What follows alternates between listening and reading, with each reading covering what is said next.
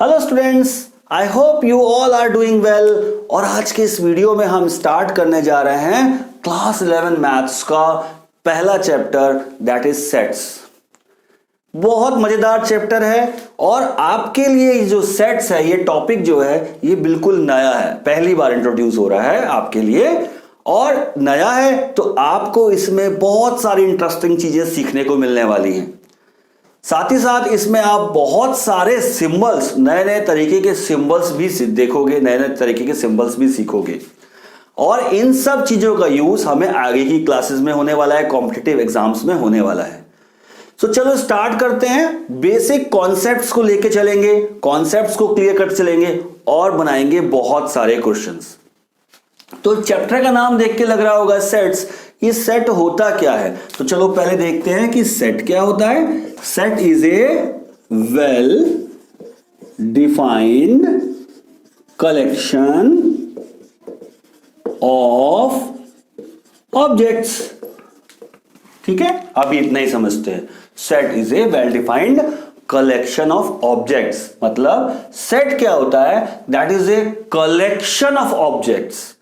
कुछ ऑब्जेक्ट्स को हमने कलेक्ट करके एक साथ रख दिया है, उसका एक ग्रुप बना दिया है, सो उसको हम कह रहे हैं सेट। सिंपल भाषा में अगर समझें, है ना, ग्रुप ऑफ ऑब्जेक्ट्स या कलेक्शन ऑफ ऑब्जेक्ट्स को हम कहते हैं सेट। ठीक है, कलेक्शन ऑफ ऑब्जेक्ट। अच्छा, सो अगर मैं कोई भी ऑब्जेक्ट ले आऊं, पेन, फुटबॉल, क्रिकेट, सन, मून, मुंबई, सो देखो मैं बहुत सारे ऑब्जेक्ट ले आया, ये बहुत सारे ऑब्जेक्ट ले आया और इनको मैंने एक साथ रख दिया, इनका एक ग्रुप बना दिया। सो क्या ये सेट कहलाएगा? कहलाना चाहिए। नाउ लेट अस सी कि कलेक्शन ऑफ ऑब्जेक्ट्स तो है, बहुत सारे ऑब्जेक्ट्स का कलेक्शन तो है, but that should be well defined. अब यहां पर एक वर्ड आया है वेल डिफाइंड। वेल डिफाइंड का क्या मतलब होता है? वेल डिफाइंड का मतलब है जो भी ऑब्जेक्ट्स का हम ग्रुप बना रहे हैं एक तो वो सेम काइंड के होने चाहिए, एक ही तरह से होने चाहिए, कोई पर्टिकुलर काइंड के होने चाहिए, पहली बात। दूसरी बात, वेल डिफाइंड का मतलब होता है that should be valid for all, same for all. इसको थोड़ा समझते हैं। अब यहां पर कुछ ऑब्जेक्ट्स को तो मैंने कलेक्ट कर लिए, लेकिन इनमें कोई मैच नहीं है। क्या ये सेम काइंड के ऑब्जेक्ट हैं? ये फुटबॉल है, ये पेन है, ये सन मून है, ये मुंबई है, सिटी है। सो ये सेम काइंड के नहीं है, सो ये जो है सेट की कैटेगरी में नहीं आएंगे, पहली बात। दूसरी बात, same for all, that is the well defined, जिसका मतलब होता है कि जो मेरे लिए भी सेम हो, आपके लिए भी वही बात हो और कोई भी उसको देखे सो वो उसके लिए भी सेम हो। फॉर एग्जाम्पल, अगर मैंने कहा collection of vowels, vowels in English alphabet, so मैं लिखूंगा ए ई आई ओ और यू, ये 5 वॉवेल्स को लिखूंगा। अगर आपसे पूछा जाएगा तो भी आप यही 5 लिखेंगे, और भी किसी से पूछा जाएगा तो वो भी यही वॉवेल्स लिखेगा। So it is a well defined, एक ही तरह के हैं, same kind, all are letters of English alphabet. और ये क्या है? वॉवेल्स हैं। वेल डिफाइंड हो गया, ये जो ग्रुप ऑफ ऑब्जेक्ट है ये वेल डिफाइंड है। इसी तरह से अगर हम बोलें इवन नंबर्स अप टू 10, तो आप क्या लिखेंगे? 2 positive even numbers up to 10, 2 4 6 8 10। ये मुझसे पूछेंगे तो भी मैं भी यही लिखूंगा, और किसी से भी पूछेंगे तो वो भी यही नंबर्स लिखने वाला है। ठीक है, सो इस तरह का जो ग्रुप ऑफ ऑब्जेक्ट्स है उसको हम कहते हैं सेट। अभी थोड़ा थोड़ा पिक्चर क्लियर हो रहा होगा। ठीक है, what is well defined collection of objects.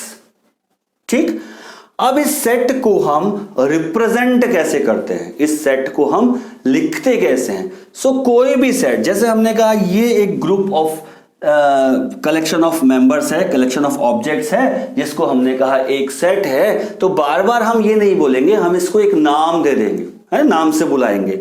So that is, इस नाम को जो रिप्रेजेंट करते हैं, इस ग्रुप को, जो सेट को जो रिप्रेजेंट करते हैं, वो हम हमेशा करते हैं कैपिटल लेटर्स से, कैपिटल लेटर्स से। जैसे कि A B C, capital A, capital B, capital N, capital Z, इस तरह के कुछ लेटर्स से हम इसको रिप्रेजेंट करते हैं सेल को, सेट को। और इस सेट के जो अंदर ऑब्जेक्ट्स आ रहे हैं, ऑब्जेक्ट्स, ये जो ऑब्जेक्ट्स हैं, A object, B E object, I object, O object, U object, ये सभी ऑब्जेक्ट्स को हम रिप्रेजेंट करते हैं स्मॉल लेटर्स से। जैसे मैंने यहां पर स्मॉल लेटर्स से रिप्रेजेंट किया है, ठीक है। इन ऑब्जेक्ट्स को हम एलिमेंट्स भी कहते हैं, एलिमेंट्स, या फिर हम इसको मेंबर्स भी कहते हैं, मेंबर्स ऑफ दिस सेट, किसी एक सेट के मेंबर्स या किसी एक सेट के एलिमेंट्स, ठीक है। अब यहां पर देखो, अगर ये सेट ऑफ वोवेल्स है, चलिए मैंने इसको एक नाम दे दिया है वी, सेट ऑफ वोवेल्स को मैंने एक कैपिटल वी नाम दे दिया है, इंग्लिश अल्फाबेट्स के जो वोवेल्स हैं, सो इसको वी नाम दे दिया। तो मैंने कहा इसके अंदर कितने मेंबर्स हैं, इसके अंदर ये 5 मेंबर्स हैं, 5 मेंबर्स हैं। सो मैं अगर आपको बोलूं ए, क्या ए इस सेट का मेंबर है, आप कहोगे यस, ए तो इस सेट का मेंबर है, ठीक है। A is a member of V, इस वी सेट का मेंबर है, A is a member of V. अब मैं आपसे पूछ रहा हूं क्या बी इस सेट का मेंबर है, तो आप क्या कहोगे, बी इस सेट का मेंबर है कि नहीं, नहीं, इस सेट का एलिमेंट या मेंबर नहीं है, बी तो इस सेट में आ नहीं रहा है। सो लिखोगे B is not a member of V, ठीक है, बी तो इस सेट का मेंबर नहीं है। सो अब इस बात को हम कैसे रिप्रेजेंट करेंगे इस चैप्टर में, सो इसको देखेंगे। So A is the member of V, इस वी सेट का मेंबर ए है, इस बात को हम कहते हैं ए बिलोंग्स टू वी, इस वी सेट को बिलोंग करता है, ए इसका मेंबर है, इस सेट को बिलोंग करता है, ठीक है। लेकिन बी इसका मेंबर नहीं है, so B does not belongs to V, B belong नहीं करता, ठीक है। और इस बिलोंग्स टू इतना लंबा हम नहीं लिखते हैं, इसको एक सिंबल से रिप्रेजेंट कर देते हैं, और उस सिंबल का नाम है एप्सिलॉन, उस सिंबल का नाम है एप्सिलॉन, ग्रीक लेटर है एप्सिलॉन, इसको ऐसे लिखते हैं, इसका मतलब है बिलोंग्स टू, जहां पर भी ये सिंबल आएगा इसका मतलब है बिलोंग्स टू। सो इसको लिखेंगे कैसे, ए बिलोंग्स टू वी, ऐसे लिख देंगे, ए बिलोंग्स टू वी, इसको हम ऐसे पढ़ेंगे। इसी तरह से अगर B इसका मेंबर नहीं है, B इस सेट को बिलोंग नहीं करता है, उसको कैसे लिखेंगे, B डज नॉट बिलोंग्स, यहां पर बिलोंग एप्सिलॉन लगाएंगे और उसको क्रॉस कर देंगे। So B does not belong to V, B जो है इसको बिलोंग नहीं करता। तो ये हमने नया सिंबल सीखा, ग्रीक लेटर है एप्सिलॉन इसको बोलते हैं, हमारे लिए ये बताता है कि ये मेंबर, कोई भी ऑब्जेक्ट सेट को बिलोंग करता है या नहीं बिलोंग करता है, ठीक है। अब देखते हैं कुछ ऐसे सिंबल्स हैं, कुछ ऐसे सेट के सिंबल्स हैं जो रिजर्व हैं, यानी जो कहीं आपको ऐसा दिखाई दे, सो इसका मतलब फिक्स है मैथमेटिक्स में, और हम उसको बहुत बार यूज करने वाले हैं, हम उसको यूज करेंगे पूरे बुक्स में, पूरी पढ़ाई में, अब आगे उसको यूज किया जाएगा। लेट अस सी क्या है वो। सो अगर कहीं भी आपको दिखते हैं कुछ लेटर्स जिनको देख के आप पहचान सकते हो, सो दैट इज, कुछ यहां पर हम लिखेंगे अगर set of natural numbers, all natural numbers अगर यहां पर लिखा हो, set of all natural numbers, इसको हम रिप्रेजेंट करते हैं कैपिटल एन से। इसी तरह से अगर हमारे पास सेट ऑफ ऑल इंटीजर्स है, सेट ऑफ ऑल इंटीजर्स, सो उसको हम रिप्रेजेंट करते हैं z से, सारे इंटीजर्स, नेगेटिव पॉजिटिव इंक्लूडिंग 0। अगर set of all positive integers हमें लेना है, positive integers, so positive integers को हम रिप्रेजेंट करते हैं z और उसके ऊपर एक प्लस साइन लगा देते हैं, ऑल पॉजिटिव इंटीजर्स। इसी तरह से set of all rational numbers अगर हमें लेना है, सो हम इसको रिप्रेजेंट करेंगे Q से। कहीं पर आपको Q दिखाई दे रहा है और सेट्स की बात हो रही है, सो आप देखोगे this is the set of rational number. इसी तरह से ओनली पॉजिटिव रेशनल नंबर लेना होगा तो क्या करेंगे? अब आप बिल्कुल गैस कर सकते हो, बिल्कुल गैस कर पा रहे होगे। अगर हमने इंटीजर लिया था तो z लिया था, पॉजिटिव लिया था तो z प्लस लिखा था। इसी तरह से रेशनल नंबर अगर पॉजिटिव आने हैं सो q प्लस हमें लिखा हुआ मिलेगा। इसके अलावा set of all real numbers अगर आपको चाहिए, इसका बहुत ज्यादा यूज होगा इन सब का सिंबल्स का, set of all real numbers. अगर कैपिटल R कहीं पर लिखा है सो इसका मतलब सेट ऑफ रियल नंबर्स हमें मिलेगा। और set of all positive real numbers की अगर बात करोगे, set of all positive real numbers की बात करोगे so it will be R plus, R plus. So ये सारे जो सिंबल्स हैं ये रिजर्व्ड हैं, कहीं पर भी आपको ये दिखते हैं इट मींस ये आप उसको कंसीडर करोगे मैथमेटिक्स में अनटिल अनलेस स्टेटेड, जब तक अगर आपको स्टेटेड कुछ और नहीं होगा। ठीक है, सो इसको याद कर लीजिए, इसको याद रख लीजिए, हमको ये आगे काम आने वाले हैं। इसके बाद देखेंगे डिस्क्रिप्शन ऑफ सेट। ये सेट को हम लिखते कैसे हैं, इसको किस किस फॉर्म में हम डिस्क्राइब कर सकते हैं। तो देखो डिस्क्रिप्शन ऑफ सेट में सेट्स को हम दो तरह से डिस्क्राइब कर सकते हैं, दो तरह से लिख सकते हैं। पहला फॉर्म है रोस्टर फॉर्म, रोस्टर फॉर्म, या हम इसको कहते हैं टेबुलर फॉर्म भी कहते हैं इसको, टेबुलर फॉर्म है ना, रोस्टर फॉर्म या टेबुलर फॉर्म पहला। दूसरा जो फॉर्म है वो है set builder form, set builder form. ये दो तरीके से हम सेट को लिखते हैं। चलो एक एक करके देखते हैं। रोस्टर फॉर्म में क्या होता है? रोस्टर फॉर्म में जो भी सेट के एलिमेंट्स हैं उनको, सारे एलिमेंट्स को हम लिखते जाते हैं। जैसे हमने कहा प्राइम नंबर्स लेस देन 15, ये हमने देखा था, तो हम क्या करेंगे, सारे जितने भी प्राइम नंबर्स हैं लेस देन 15 उन सबको हम लिख लेंगे। जैसे कि 2, 3, 5, 7, 11, 13, ये सबको हमने लिख लिया, सबको लिस्ट कर लिया, लिस्टेड।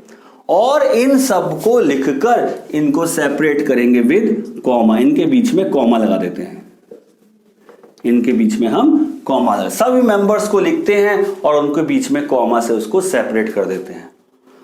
और इसके लिए हम यहां पर कुछ ब्रैकेट को यूज करते हैं, इस कर्ली ब्रैकेट को यूज करने वाले हैं। ध्यान देंगे इन सब ब्रैकेट्स के अपने अपने मीनिंग हैं, इसलिए आप बिल्कुल इसमें लापरवाही नहीं करोगे, कर्ली ब्रैकेट का यूज करेंगे। सो इस तरह से अगर हम किसी सेट को बताते हैं तो वो कहलाता है रोस्टर फॉर्म। यहां मैंने इसको नाम दे दिया ए, ठीक है। इसी तरह से अगर मैंने बोला कि कोई भी सेट ऐसा बनाना है, A set B which is the vowels in English alphabet, जैसे अभी हमने पहले देखा। सो क्या करेंगे, AEIOU, यही बनेगा, यही 5 मेंबर्स हैं, इन सबको हम कॉमा से सेपरेट करेंगे और कर्ली ब्रैकेट लगाएंगे। ये बन गया हमारा एक और सेट बी। कोई भी आपके पास है, सारे मेंबर्स को लिखेंगे और हम उनको कर्ली ब्रैकेट के अंदर क्लोज करेंगे। अब इसमें कुछ ऐसे सेट बनेंगे जो कि इनफिनिटी तक चलते हैं, वो एंड नहीं होते। तब क्या करेंगे? अगर मैं आपसे बोलूं this set of all natural numbers या set of all odd numbers, all positive odd numbers, तो आप क्या बोलोगे? कोई सेट सी है जो सारे पॉजिटिव ऑड नंबर्स ले रहा है, सो दैट मींस ये शुरू हो जाएगा 1 3 5 7 9 11, और ये तो चलते ही जाने वाला है, ये तो कहीं पर एंड नहीं होने वाला। तो ऐसे केस में हम क्या करते हैं, कुछ मेंबर्स लिखने के बाद यहां पर हम 3 डॉट्स लगा देते हैं, 3 डॉट्स लगा देते हैं और इसको कर्ली ब्रैकेट से क्लोज कर देते हैं। सो ये जो रिप्रेजेंट कर रहा है, ये रिप्रेजेंट कर रहा है कि ये इस तरह से सीरीज चलने वाली है, ये रुकने वाला नहीं है। सेट में 1 3 5 7 9 11 और इसी तरह के नंबर्स आगे चलेंगे अप टू इंफिनिटी। ठीक है, तो सेट बिल्डर फॉर्म थोड़ा सा इजी है क्योंकि हमें सीधे सीधे मेंबर्स को लिखना रहता है और उसको सेपरेट करते हैं कॉमा से और ब्रैकेट के अंदर सारे मेंबर्स को लिख दो। ठीक है, अब एक दो चीजें इसमें खास ख्याल रखने वाली हैं। जैसे हमने एक एग्जांपल लिया यहां पर vowels of English alphabet, English alphabet में जो 5 वॉवल्स हैं वो। सो अब अगर इसमें मैं इसका ऑर्डर को चेंज कर दूं, ए ई आई ओ की यू की जगह पर मैं कुछ और ऑर्डर ले लूं, I can write U O I A E like this.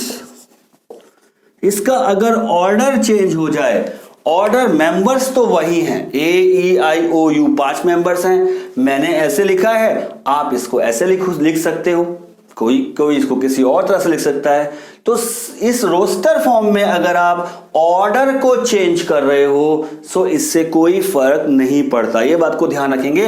Order doesn't matter, A E I O U लिख दो, यू ओ आई ए ई लिख दो, ए ई यू ओ आई लिख दो, कुछ भी लिख दो, किसी भी ऑर्डर में आप इसको लिख दोगे, इससे कोई फर्क नहीं पड़ने वाला है। ठीक है, रोस्टर फॉर्म में कोई फर्क नहीं पड़ेगा।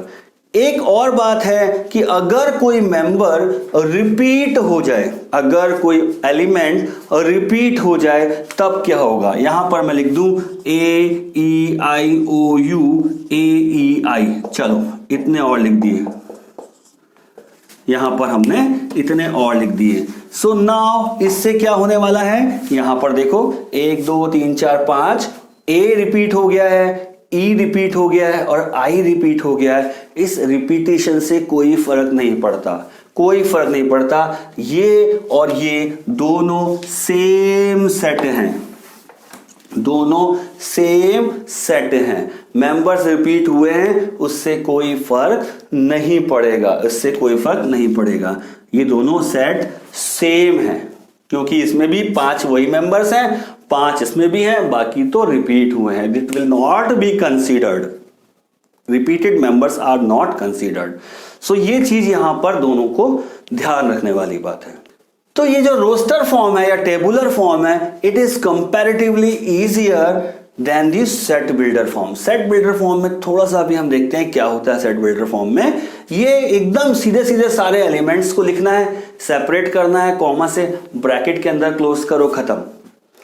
सेट बिल्डर फॉर्म में क्या होगा? सेट बिल्डर फॉर्म में हमें वो जो मेंबर्स हैं, वो जो ऑब्जेक्ट्स हैं, उनकी कोई ना कोई एक ऐसी प्रॉपर्टी लानी पड़ेगी, लिखनी पड़ेगी जो बाकियों से अलग है, जो सेट के बाहर के मेंबर्स हैं उनमें नहीं आ रही है। यहां पर हमें जो भी सेट के अंदर मेंबर्स आ रहे हैं उन मेंबर्स की कोई प्रॉपर्टी हमें देखनी पड़ेगी, कोई कैरेक्टरिस्टिक हमें देखनी पड़ेगी कि क्या उसकी प्रॉपर्टी ऐसी है जो हमने इसका सेट बनाया है जो बाकी मेंबर्स में, जो आउटसाइड ही सेट है, उनमें नहीं है। कैसे देखते हैं, चलो। सो यहां आप देखो, यही एग्जांपल को लेके चलते हैं, vowels of English alphabet, vowels of English alphabet. So यहां क्या करेंगे, ये जितने भी इस बी सेट के मेंबर्स हैं, ये सारे में एक प्रॉपर्टी है कि ये सारे के सारे वॉवल्स हैं इंग्लिश अल्फाबेट में। तो इस बात को हमें सेट बिल्डर फॉर्म में लिख के चलना है। क्या? अब इसको लिखेंगे कैसे, अब इसको समझेंगे पहले फिलहाल।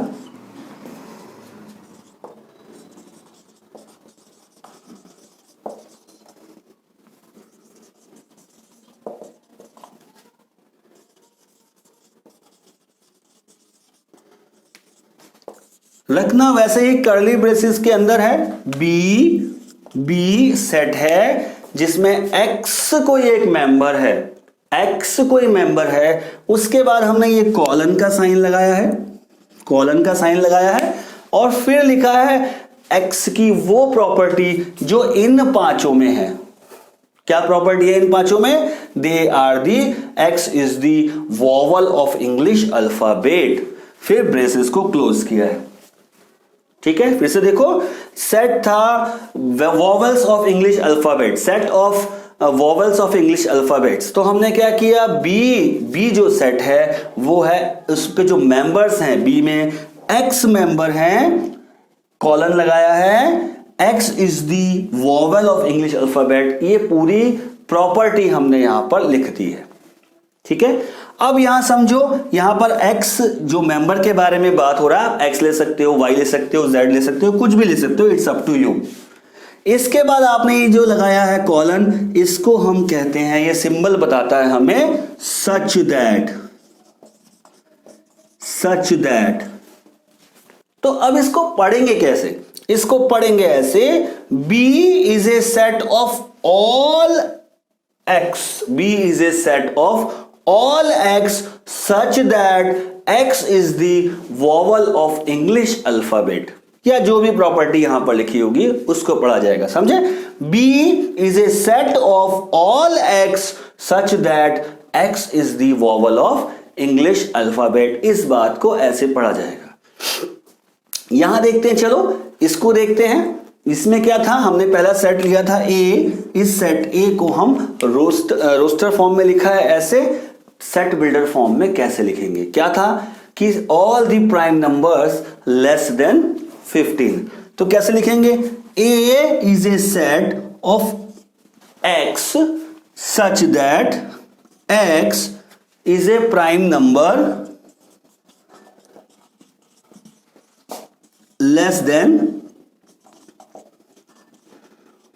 15 और यहां ब्रैकेट लगा के क्लोज कर देते हैं। X such is a prime number, A is a set of all x such that X is a prime number less than 15। तो इस तरह से हम सेट बिल्डर फॉर्म में उसकी प्रॉपर्टी को इस फॉर्मेट में लिखते हैं। तो अब कुछ क्वेश्चंस बनाएंगे और फिर ये कॉन्सेप्ट को करेंगे हम एकदम पक्का। तो चलो अब कुछ क्वेश्चन बनाते हैं और उसको देखते हैं कि कैसे हम सेट बिल्डर फॉर्म में लिख सकते हैं और कैसे हम उसको रोस्टर फॉर्म में, टेबुलर फॉर्म में लिख सकते हैं। अब हमारे पास एक क्वेश्चन है, let us take a question की set of all even natural numbers. चलो इसको देखते हैं पहले। Set of all even natural numbers, उसको हमें लिखना है रोस्टर फॉर्म में, कैसे लिखेंगे? और इसी क्वेश्चन को हम सेट बिल्डर फॉर्म में कैसे लिखेंगे? रोस्टर फॉर्म में कैसे लिखते हैं? जो भी नंबर्स होते हैं उसको हम एज इट इज लिस्टेड करते जाते हैं। नाउ लेट द सेट, उसको हम ए कह लेते हैं, natural number, all even natural numbers का सेट। तो सेट क्या है? दैट इज कहां से स्टार्ट होगा? 2 से स्टार्ट होगा।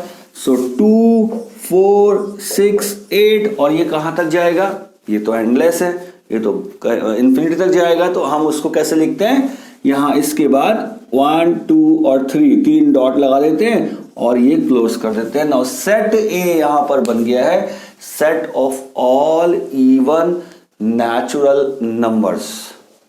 ठीक है, ये बन गया है, ये है रोस्टर फॉर्म। अब हमने इसी क्वेश्चन को रोस्टर फॉर्म में लिखा है। तो इसी बात को हम सेट बिल्डर फॉर्म में देखते हैं। Now set builder form, set builder form, ठीक है। कैसे? Set of all even natural number कैसे लिखते हैं हम? ब्रेसेस लगाते हैं पहले। ए इज इक्वल टू, वही सेट है, set A is equal to set, braces लगाया, एक्स सच दैट, कॉलन लगाया, व्हाट इज एक्स?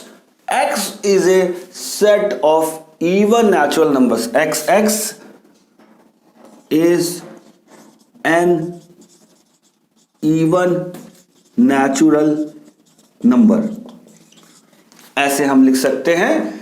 तो ये हमको मिलेगा set builder form.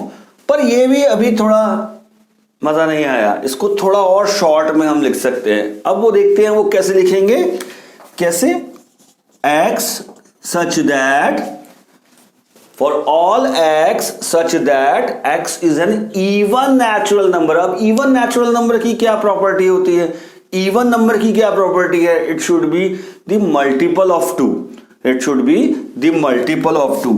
x is equal to 2n, x is equal to 2n, that is the multiple of 2। अब ये n क्या आ गया, what is this n? So n क्या है, n की वैल्यू 1 हो सकती है, 2 के लिए n की वैल्यू 1 होगी, 4 के लिए n की वैल्यू 2 होगी, n को 3 रखेंगे तो 6 आ जाएगा, n को 4 रखेंगे तो 8 आ जाएगा, एंड सो ऑन। n की वैल्यू 1 2 3 4 5 6 हो सकती है। तो ये क्या है, 1 2 3 4, ये सारे तो नेचुरल नंबर्स हैं, तो यहां पर n को भी डिफाइन करना पड़ेगा, n बताना पड़ेगा क्या है, where n is a natural number, या आप कह सकते हो n belongs to natural number, और n बिलोंग्स टू का आप सिंबल लगाओगे नेचुरल नंबर के लिए लिखते हैं कैपिटल N। ये यहां बनेगा एक सेट बिल्डर फॉर्म, और यहां पर ब्रेसेस को क्लोज कर दो, ठीक है। तो A for all x, A is a set for all x such that x is equal to 2n where n belongs to a natural number। 1 2 3 4 के लिए it will be 1 2 3 4, n की 1 2 3 4 value रखने के लिए x की value 2 4 6 8 आती चली जाएगी। सो यहां इस तरह से जब हम लिखेंगे तो ये बन जाएगा सेट बिल्डर फॉर्म। एक और एग्जांपल लेते हैं, दूसरा एग्जांपल लेते हैं, set of all reciprocals of natural numbers. ठीक है, set of all reciprocals of natural number, reciprocals of natural number. So यहां पर क्या होगा, let it be B, roster form में देखते हैं, बी सेट किसका बन जाएगा, रेसिप्रोकल ऑफ नेचुरल नंबर, यानी कि क्या बनेगा, रेसिप्रोकल। तो 1 पहला नेचुरल नंबर 1 है, 1 का रेसिप्रोकल तो 1 ही रहेगा। दूसरा नेचुरल नंबर 2 है, 2 का रेसिप्रोकल बन जाएगा 1/2। ऐसे ही 3 का रेसिप्रोकल बन जाएगा 1/3, 1/4, और ये कहां तक चला जाएगा, ये तो एंडलेस है। सो यहां पर हम 3 डॉट्स लगा करके इसको क्लोज कर देंगे। सो ये बन गया set B of all the natural reciprocal of natural numbers. ये यहां पर इस तरह से लिख सकते हैं हम रोस्टर फॉर्म में। अब इसी बात को अगर हमें सेट बिल्डर फॉर्म में लिखना है तो कैसे लिखेंगे बी सेट को। सो बी सेट को लिखोगे, so it will be B is a set of x such that x is a reciprocal of all natural numbers। ठीक, पर ये तो बहुत लेंथी सा बन गया, इसको हमें इस तरह से ना लिख के अगर हम शॉर्ट में लिखेंगे so that will be beneficial, वो हमारे लिए सही होगा, सही होगा। चलो तो यहां लिखते हैं, सो बी क्या बन जाएगा, now B is equal to, इसको थोड़ा यहां रख लेते हैं ऊपर में, ये थोड़ा सा जगह कम पड़ रहा है, चलो इसको यहां देखो, B is equal to set of reciprocal of all natural numbers। so अब इस बात को लिखना है हमें, so x such that ऐसे कि x is equal to 1 upon n, x is equal to 1 upon n। अब यहां पर n क्या है, अब यहां पर n है एक natural number, n is a natural number, और हम कह सकते हैं n belongs to natural number, और इसको हम लिख सकते हैं लाइक दिस, और यहां पर इसे क्लोज कर सकते हैं। सो सेट बिल्डर फॉर्म में लिखना है, ये हमारे लिए इजीली रिप्रेजेंटेबल होगा। उस प्रॉपर्टी को हमें देखना है कि क्या प्रॉपर्टी हम लगा रहे हैं, उस प्रॉपर्टी को हमें लिखना है। कुछ और क्वेश्चंस बनाएंगे तो ये हमें हो जाएगा कॉन्सेप्ट क्लियर। तो अब बात करते हैं कुछ टाइप्स ऑफ सेट्स की जो हमें यहां पे जानना जरूरी है। इसमें पहला आता है empty set. Empty set, empty set नाम से ही लग रहा है एम्प्टी सेट। एम्प्टी मतलब खाली है, एम्प्टी है, खाली है, इसके अंदर कुछ भी नहीं है। सो ऐसा सेट जिसमें कुछ भी नहीं होता that is known as empty set. Empty set कुछ भी नहीं होता, ऐसा क्यों दिया है ना? सो देखो, ऐसे अगर कहा जाए कि ऐसे स्टूडेंट्स का एक सेट है, ऐसा स्टूडेंट का सेट है जो आपकी क्लास 11 में भी पढ़ते हैं और आपकी क्लास 12 में भी एडमिशन है उनका। ऐसा कोई स्टूडेंट हो सकता है क्या कि ऐसा सेट ऑफ स्टूडेंट्स जो क्लास 11 में भी पढ़ रहे हैं और क्लास 12 में भी पढ़ रहे हैं साइमल्टेनियसली, ऐसा सेट बनाएंगे तो कैसा सेट बनेगा? उसके अंदर क्या आएगा? ऐसा कोई भी स्टूडेंट नहीं है जो दोनों क्लास में एक साथ पढ़ता हो। सो ऐसे को रिप्रेजेंट करने के लिए, ऐसे केसेस को रिप्रेजेंट करने के लिए हम कहते हैं दैट इज कुछ नहीं है, एम्प्टी है, तो यहां इसको एम्प्टी सेट कहा जाता है जिसमें कुछ भी नहीं है। इसको हम कहते हैं नल सेट भी कहते हैं या वाइड सेट भी कहते हैं। एम्प्टी कुछ नहीं है, इसको रिप्रेजेंट करते हैं हम आइदर फाई लिख सकते हैं, हम फाई से रिप्रेजेंट करते हैं, फाई कहीं पे दे रहा है तो आपको इसका मतलब ये एम्प्टी सेट है, या हम इसको रिप्रेजेंट कर सकते हैं ब्रेसेस बनाकर और उसके अंदर कुछ नहीं लिखेंगे, उसको खाली छोड़ देंगे, एम्प्टी छोड़ देंगे। So that will be the empty set. नाम से ही समझ में आ रहा है। दूसरा है singleton. Singleton set. Singleton set क्या होता है? जहां पर सेट में सिर्फ एक ही एलिमेंट हो उसको कहते हैं सिंगलटन सेट। ऐसे सेट जिसमें कोई एक ही एलिमेंट आ रहा हो। नाम से समझ में आ रहा है, सिंगल एलिमेंट अगर आ रहा है तो दैट इज सिंगलटन सेट। इसके बाद देखते हैं फाइनाइट सेट और इनफाइनाइट सेट। ये क्या होते हैं? फाइनाइट सेट ऐसा सेट जिसमें हम नंबर्स को, नंबर ऑफ एलिमेंट्स को काउंट कर सकते हैं, that is known as finite set. ये तो हमारे नाम से ही सब चीजें समझ में आ रही हैं। फाइनाइट सेट क्या होता है? जहां पे नंबर्स काउंट कर सकते हैं वो होते हैं फाइनाइट सेट, और जहां पे नंबर काउंट नहीं कर सकते वो होता है इनफाइनाइट सेट। फॉर एग्जांपल अगर मैंने कहा set of natural numbers up to 10 या अप टू 100, जो भी आप ले सकते हो। Now sum of natural numbers 1 2 3 4 up to 10 10 20 30 40, कितना बड़ा सा भी बड़ा नंबर हो, बहुत बड़ा नंबर होगा, बट ये if it can be counted so then it is known as finite set.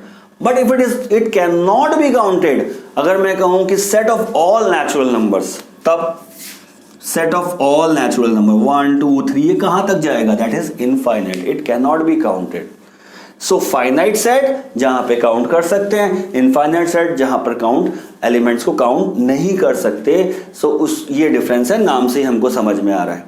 अब ये नंबर ऑफ जो एलिमेंट्स हैं इसको हम बोलते हैं कार्डिनल नंबर। इसको यहां पर बोला जाता है कार्डिनल नंबर। इसके बाद बात करेंगे हम इक्विवेलेंट सेट। इक्विवेलेंट सेट यहां बना लेते हैं। इक्विवेलेंट सेट क्या होता है? इक्विवेलेंट सेट ऐसे दो सेट जिनका कार्डिनल नंबर सेम हो, या कहना चाहिए कि जिनमें नंबर ऑफ एलिमेंट्स सेम हो। कोई सेट ए है, कोई सेट बी है, ठीक है, 1 2 3 ए बी सी, ये दो सेट हैं। इसमें कितना कार्डिनल नंबर कितना है? इसमें नंबर ऑफ एलिमेंट्स कितने हैं? That is 3। तो number of elements in A is equal to 3 and number of elements in B ये भी 3 है। 1 2 3 नंबर ऑफ एलिमेंट्स ये भी 3 है। So if n A number of elements of A is equal to number of elements of B are equal, ये दोनों equal हो जाएं तो हम इसे कहते हैं इक्विवेलेंट सेट। Equivalent set. और एक आता है that is equal set. Equal set. अब इक्वल सेट क्या होता है? जहां पर नंबर ऑफ एलिमेंट्स तो सेम हो ही, दैट मीन्स कार्डिनल नंबर तो सेम हो ही, साथ ही साथ जो एलिमेंट्स इसके अंदर हैं और वही एलिमेंट्स बी में भी होने चाहिए, जो बी में है वो ए में भी होने चाहिए, तब ये सेट कहलाते हैं इक्वल सेट, यानी कि A is equal to B तभी होगा जब इसके अंदर A में होंगे 1 2 3, B में है 3 1 2। ऑर्डर कुछ भी हो सकता है, ऑर्डर चेंज हो सकता है, लेकिन नंबर ऑफ एलिमेंट्स इस A के और नंबर ऑफ एलिमेंट्स B के, दोनों के नंबर ऑफ एलिमेंट्स सेम होने चाहिए। दूसरी बात, जो एलिमेंट्स A में हैं वही element same for same B में होना चाहिए, जो एलिमेंट्स B में है वही सेम फॉर सेम A में होने चाहिए, तब ये कहलाएगा इक्वल सेट। तो अब चलो अब सबसेट का कॉन्सेप्ट समझते हैं। ठीक है, ये एक नया अच्छा कॉन्सेप्ट है, इसको समझते हैं। उसको समझने के लिए एक एग्जांपल लेके चलते हैं। अगर मैं कहूं हमारे पास कोई एक सेट है जिसमें all students of your class,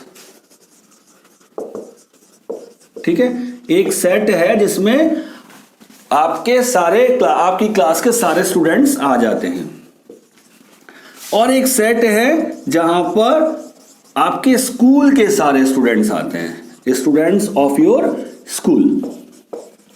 आपकी क्लास में पढ़ने वाले बच्चों का एक सेट बनाया और आपके स्कूल में पढ़ने वाले सारे स्टूडेंट्स का एक सेट बनाया। फॉर एग्जांपल ABCD, ये आपकी क्लास में पढ़ने वाले सारे बच्चे हैं, और जो भी होंगे आप लिख सकते हो। और स्कूल में पढ़ने वाले बच्चे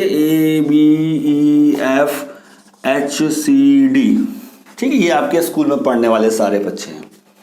ठीक, सो क्या ऐसा कोई भी बच्चा होगा जो आपकी क्लास में तो पढ़ता है लेकिन आपके स्कूल में उसका एडमिशन नहीं है?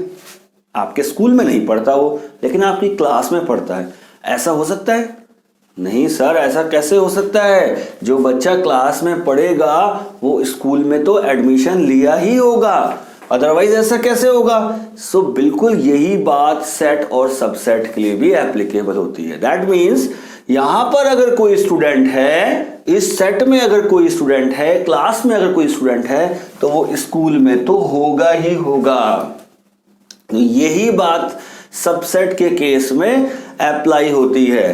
तो किसी भी सेट का कोई भी एलिमेंट अगर दूसरे सेट में है ही 100%, इसके सब एलिमेंट इस दूसरे सेट के अंदर आ ही रहे हैं, दूसरे सेट में है, so then it is A is known as the subset of B। समझो, यहां पर A एलिमेंट है, यहां पर भी है, B एलिमेंट है, यहां पर भी है, C एलिमेंट है, यहां पर भी है, D एलिमेंट है, यहां पर भी है। तो A के सारे एलिमेंट्स B में भी हैं। तो इसीलिए हम A को कहेंगे A is a subset of B। A is a subset of B। A तो B का सबसेट है। अब इतना लंबा हम लिखेंगे नहीं, इसको एक सिंबल से दिखा देंगे। एक नया सिंबल आपके पास आ रहा है, that is A is a subset of B। ये अगर आपको सिंबल मिलता है, इसका मतलब है ये कह रहा है कि subset A is a subset of B। Symbol से ही बात समझ में आ जाएगी, इतना लंबा लिखने की जरूरत ही नहीं है हमको। ठीक है, सो किसी भी सेट के सारे एलिमेंट अगर दूसरे सेट में आ जाते हैं, सो हम कहते हैं कि भाई A is a subset of B। ऐसा कोई जरूरी नहीं है कि B के सारे एलिमेंट भी A में आने चाहिए।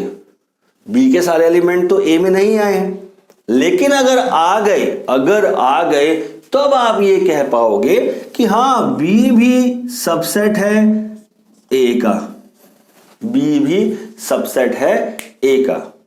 ये बात को आप तब कह पाओगे अगर B में और एक्स्ट्रा एलिमेंट नहीं है, तो A के सारे एलिमेंट B में हैं, B के सारे एलिमेंट A में हैं।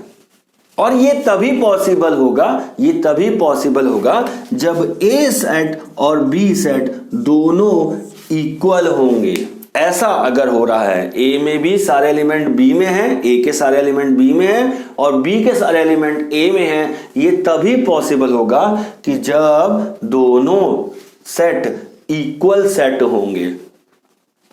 ठीक है, सो नाउ फिलहाल के लिए A के सारे एलिमेंट अगर B सेट में आ जाते हैं, सो A is the subset of B। ठीक, इसके अलावा आप देखो यहां पर हमने कहा A is a subset of B, भाई ए बी का सबसेट है। सो हम अगर इसको उल्टा सोचें कि बी ए का क्या होगा, जैसे हमने कहा कि A is the son of B, तो B is the father of A. किसी केस में अगर हम बोले ए बी का सन है, ए बी का बेटा है, सो बी ए का फादर होगा। बिल्कुल इसी तरह से अगर हम बोल रहे हैं A is the subset of B, so B A का क्या होगा? So now B is known as the superset of ए।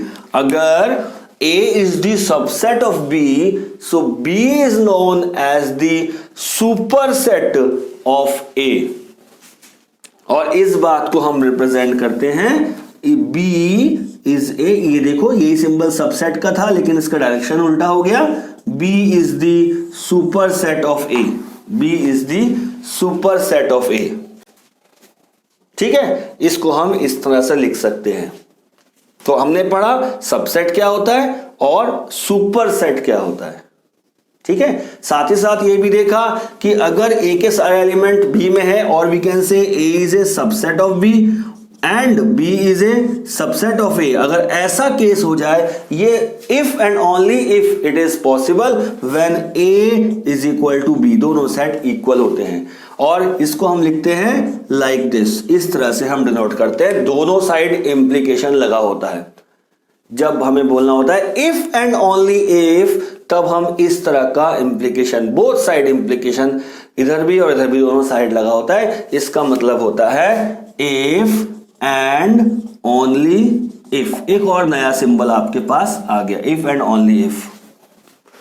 और इस इफ एंड ओनली इफ को लिखने के लिए हम एक और वर्ड यूज करेंगे, यहां आपकी बुक में कई बार मिलेगा, I double F. I double F, इसका मतलब होता है इफ एंड ओनली इफ।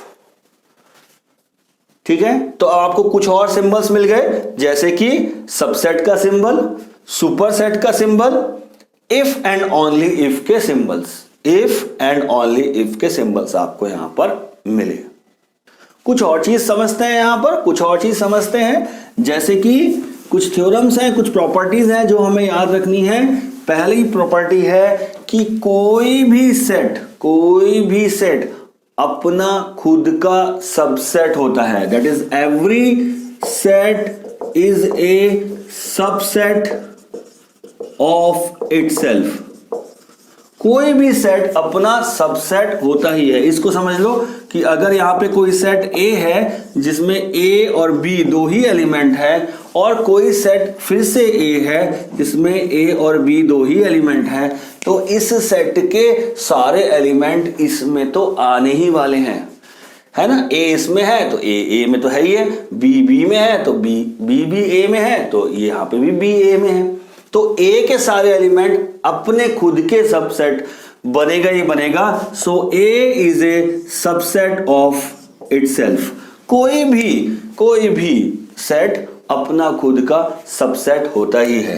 दूसरा पॉइंट जो है वो है phi is a subset of every set. Phi is a subset of every set, यानी कि null set.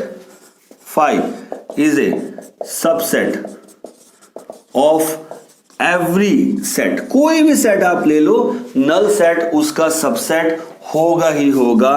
Phi is a subset of every set. कोई भी सेट ले लो उसका सबसेट होगा ही होगा। तीसरा बात, number of subsets. Number of subset, किसी भी सेट में कितने सबसेट्स होंगे, इंपॉर्टेंट है, एक नंबर के क्वेश्चन के लिए आ सकता है। किसी भी सेट में कितने सबसेट हो सकते हैं? सो आंसर इज 2 की पावर n। 2 की power n, where n is the number of elements in that set. उस सेट में number of elements. For example, अगर कोई सेट है 1 2, दो इसमें एलिमेंट्स हैं 1 और 2, तो इसमें टोटल नंबर ऑफ सबसेट्स कितने होंगे? 2 की power 2, that is 4। Total number of subsets होंगे 4। ये कुछ चीजें हैं, 3 चीजें, ये हमें ध्यान रखनी है, अभी हमारे आगे को हमारे इसमें आएंगी। क्या? Every set is a subset of itself, पहली बात। फाई या null set is a subset of every set, कोई भी सेट ले लो उसका सबसेट तो ये होना ही है। और तीसरी बात ये है कि नंबर ऑफ सबसेट्स जो हैं 2 की पावर n होते हैं, where n is the number of elements in that set. अब देखते हैं subset of set of real numbers. Set of real numbers हमारे पास हैं, उनके क्या सबसेट्स बन रहे हैं। Now let us see. सबसे पहले समझेंगे नेचुरल नंबर्स को। नेचुरल नंबर्स क्या होते हैं? स्टार्टिंग फ्रॉम 1, ये हम छोटी क्लासेस में भी पढ़ चुके हैं। नेचुरल नंबर 1 से स्टार्ट होते हैं। देन इंटीजर्स क्या होते हैं? माइनस इंफिनिटी, ये इंफिनिटी तक चलेंगे, that is minus infinity to negative integers, then 0, then positive integers and to infinity integers। उसके बाद बात करें अगर रेशनल नंबर्स की, rational numbers not are, rational number की बात करें so they are all integers और all numbers which can be expressed in p by q form. सारे जो नंबर p by q की फॉर्म में आ सकते हैं उसमें सारे इंटीजर्स भी इंक्लूड होते हैं। और बात करेंगे रेशनल नंबर, रियल नंबर्स की, तो रियल नंबर्स में सारे रेशनल नंबर्स इंक्लूड होते हैं, ये हम ऑलरेडी जान चुके हैं। अब इसको सेट की फॉर्म में अगर हम बात करें तो हम कह सकते हैं ऑल नेचुरल नंबर्स तो इंटीजर्स में आते ही हैं, सारे नेचुरल नंबर्स इंटीजर में आते हैं, 1 2 3 4। इंटीजर्स में कुछ एक्स्ट्रा नंबर्स भी आते हैं, लेकिन सारे नेचुरल नंबर्स तो आते ही आते हैं। That means n is a subset of z, integer का सबसेट है।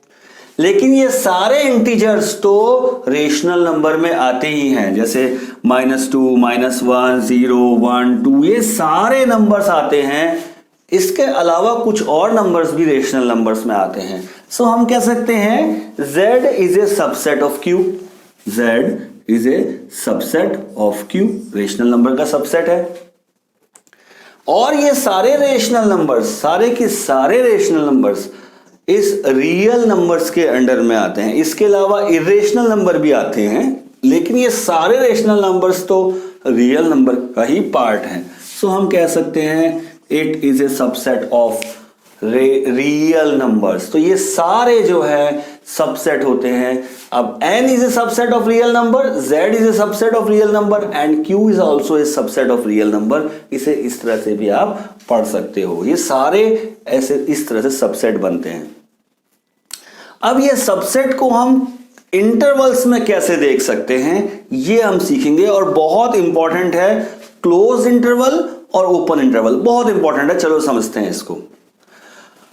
अब देखो हमारे पास कोई दो नंबर है, कोई भी दो नंबर ले लो a एंड b, जो रियल नंबर्स हैं, it belongs to a real number. दो रियल नंबर हमने ले लिए a एंड b, और हमें दिया है a is less then b।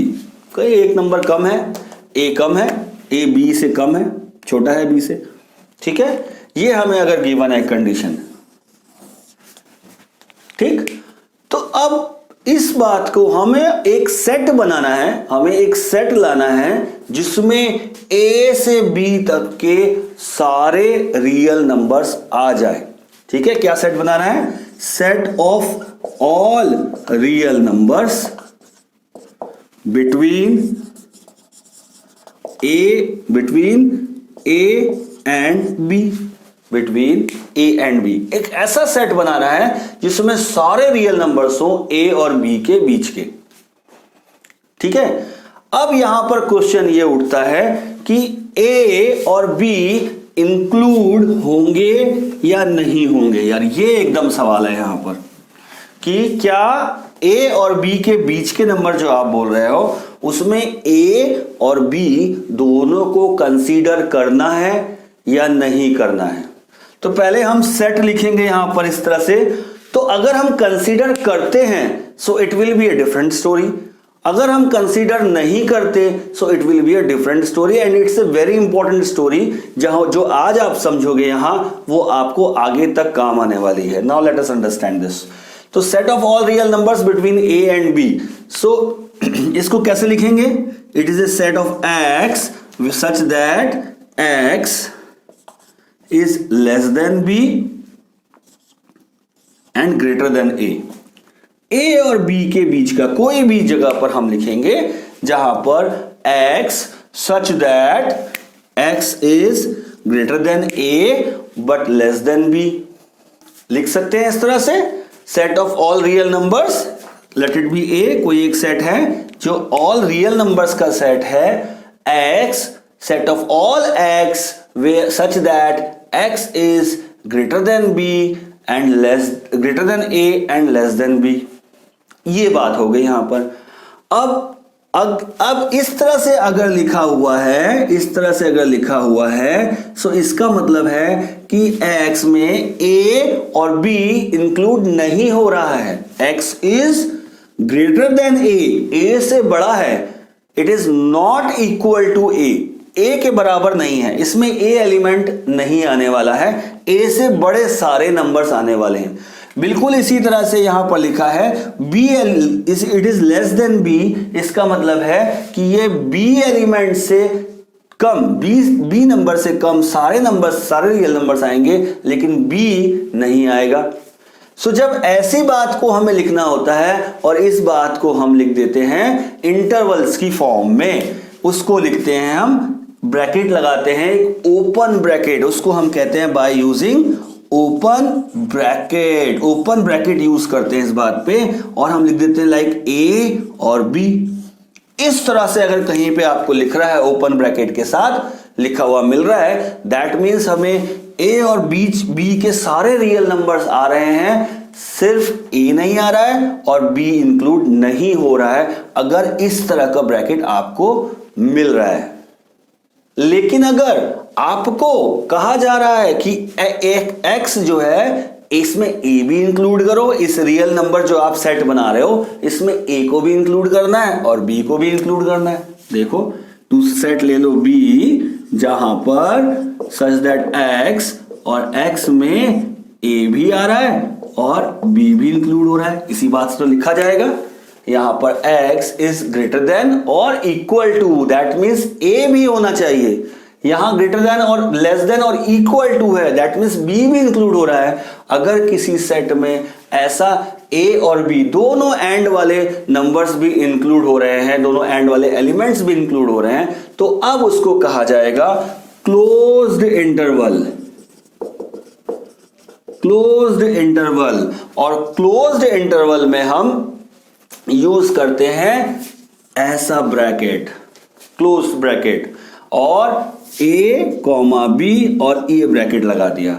अगर हम इसमें इस तरह का कहीं आपको दिख रहा है, सो इसका मतलब है a और b के बीच के सारे रियल नंबर्स की बात हो रही है, a और b के सारे नंबर्स की बात हो रही है। हम यहाँ रियल नंबर इसलिए ले रहे हैं क्योंकि हमें a और b रियल नंबर्स दिए हैं, सारे नंबर्स की बात हो रही है, सारी कंडीशन सेटिस्फाई हो रही है, पूरी की पूरी कंडीशन सेटिस्फाई हो रही है, इंक्लूडिंग a और b, यानी a भी आएगा और b भी आएगा। इस बात को हम ध्यान से समझ के चलेंगे। कोई ब्रैकेट ऐसा दिख रहा है हमको, इसका मतलब है ये पूरी कंडीशन सेटिस्फाई कर रही है, a भी सेटिस्फाई कर रहा है, including a and including b। इस बात को बिल्कुल अच्छे से समझ के चलेंगे। ठीक है, क्लियर, थोड़ा थोड़ा क्लियर। चलो और देखते हैं आगे। अगर कोई हमें ऐसा सेट बनाना है जिसमें a को तो इंक्लूड करना है मगर b को इंक्लूड नहीं करना, हमें a को इंक्लूड करना है मगर b को इंक्लूड नहीं करना। Late it B set c and it will B x such that x a तो इंक्लूड हो रहा है लेकिन b इंक्लूड नहीं हो रहा है। इस जो हमें ये कंडीशन दी है, इस कंडीशन में a आना है और b नहीं आना। अब ये एक मुसीबत हो गई। क्यों? जब भी आता है, जब भी इंक्लूड होता है तब हम क्लोज ब्रैकेट लगाते हैं और जब इंक्लूड नहीं होता तो हम ओपन ब्रैकेट लगाते हैं। यहां तो एक इंक्लूड हो रहा है, एक इंक्लूड नहीं हो रहा है, तब क्या करेंगे? सो जहां जो इंक्लूड हो रहा है उस तरफ हम यूज करेंगे क्लोज्ड ब्रैकेट को, और जहां पर ये इंक्लूड नहीं हो रहा है उस तरफ हम यूज करेंगे इस ओपन ब्रैकेट को। नाउ लेट अस सी, यहां पर कैसे लिखेंगे, हम लिखेंगे देखो ए इंक्लूड हो रहा है, इंक्लूड होता है तब इस तरह का ब्रैकेट लगाते हैं, दैट इज ए, और जहां इंक्लूड नहीं होता वहां हम ऐसा ब्रैकेट यूज करते हैं, सो दैट इज बी, और बी के साथ लगा दिया आपने ऐसा ब्रैकेट। सो जब भी आपको ऐसा दिख रहा है कहीं भी किसी इसमें, तो आप यहां पर सोचोगे कि set of numbers including A but excluding B, इस बात को आप लिख लीजिए। सेट ऑफ नंबर्स, ये अगर इस तरह का ब्रैकेट आपको कहीं दिख रहा है तो इसका मतलब है कि यहां सेट ऑफ नंबर्स है वेयर, सेट ऑफ एलिमेंट्स है where A is included but B is excluded, excluding B, including A, set of numbers, set of elements including A excluding B. अगर कंडीशन उल्टी हो जाए तो जहां पर अगर हमें इस तरह का ब्रैकेट दिया हुआ है तो इसका क्या मतलब है, सेट ऑफ, ये जो सेट है वो बनेगा set of elements excluding A. अब ए इंक्लूड नहीं हो रहा है, excluding A but including B, B को इंक्लूड कर रहे हैं, ए को एक्सक्लूड कर रहे हैं। सो ये जो ब्रैकेट लगे हैं, जो इनके सिंबल्स बने हुए हैं, इन सिंबल्स का भी अपना अलग मीनिंग है और ये हमें आगे बहुत यूज होने वाला है। इस बात को, इस वीडियो को हम बिल्कुल ध्यान से देख के चलेंगे और इसको नोट करते चलेंगे अच्छे से।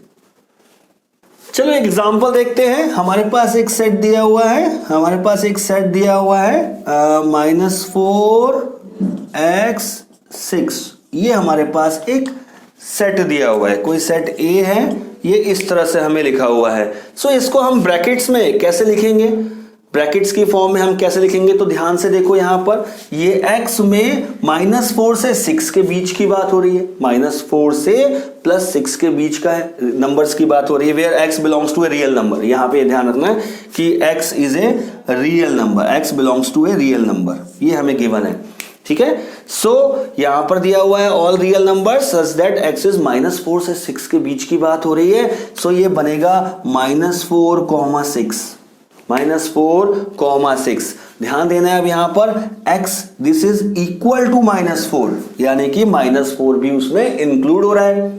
सो इंक्लूड हो रहा है तो कौन सा ब्रैकेट लगता है, क्लोज्ड ब्रैकेट, क्लोज्ड इंटरवल बनेगा, क्लोज्ड इंटरवल, -4 इंक्लूड हो रहा है, 6 भी तो इंक्लूड हो रहा है, 6 भी इंक्लूड हो रहा है, सो यहां पर बनेगा क्लोज्ड ब्रैकेट, अगेन एक क्लोज्ड ब्रैकेट बनेगा और ये बताएगा set of all real numbers between -4 and 6 including -4 and including 6, ठीक है। एक और देखते हैं, हमारे पास यही सेट है, चलो इसको एग्जांपल को दूसरा एग्जांपल लेते हैं। सेट बी है कोई x such that x is